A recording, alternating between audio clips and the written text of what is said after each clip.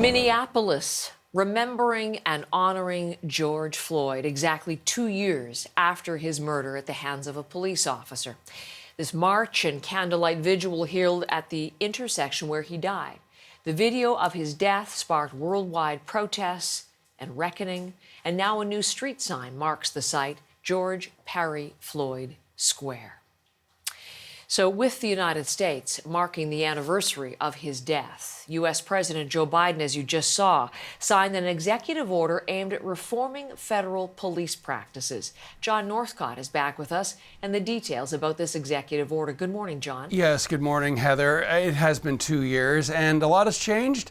And a lot hasn't changed. And a lot of what we're seeing in that struggle back and forth, we're seeing played out in the person of the U.S. President Joe Biden in terms of what he has said he is going to do, what he's willing to do, and what he is able to do. All of this coming out as we think of George Floyd, but not only George Floyd. He has become the overarching symbol. But there was also Breonna Taylor. There was Eric Garner. All of them Black Americans, all of them dying at the hands of police. And so as a result, on that anniversary of the death of George Floyd, we saw Biden sign this executive order because he really doesn't have the electoral power to produce legislation and to pass that. So he's doing it by executive order. And here's his take. Have a listen. This is a call to action based on a basic truth. Public trust, as any cop will tell you, is the foundation of public safety. If they're not trusted, the population doesn't contribute, doesn't cooperate. Two sides of the same coin, inextricably linked. And the principles of fairness and equal justice are at the core of each of them.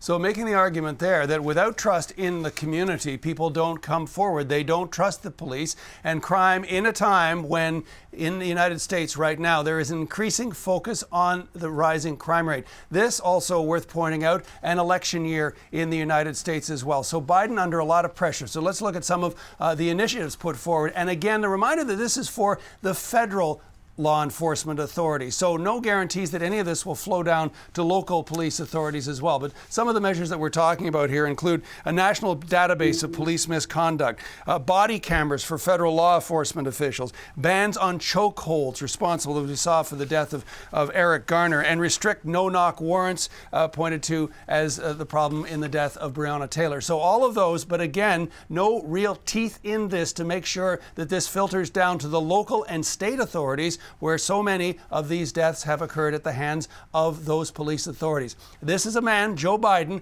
who ran and arguably won with the help of the black community in the United States. Think, for example, of Georgia pushing him over the top on that majority in the Senate. And yet, he has that other concern about crime and the election and what we saw and his comments during the State of the Union earlier this year. Have a listen.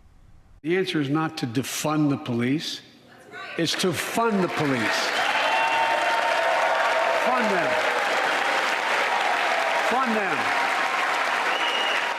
And there you can see a number of members, including Republicans, up there applauding, and that is the problem, and that is the challenge 2 years on after the death of George Floyd to bring about meaningful change in the United States on law enforcement and their interaction with the public. Heather?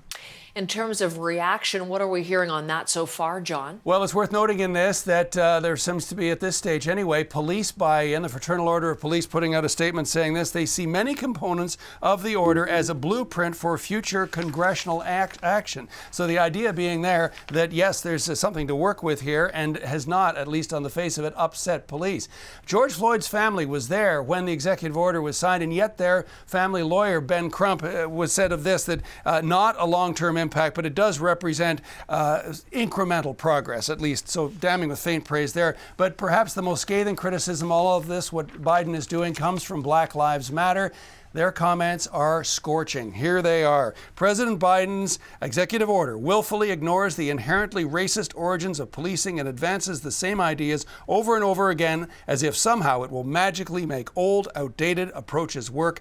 Halfway measures will not save our people from white supremacy and state violence.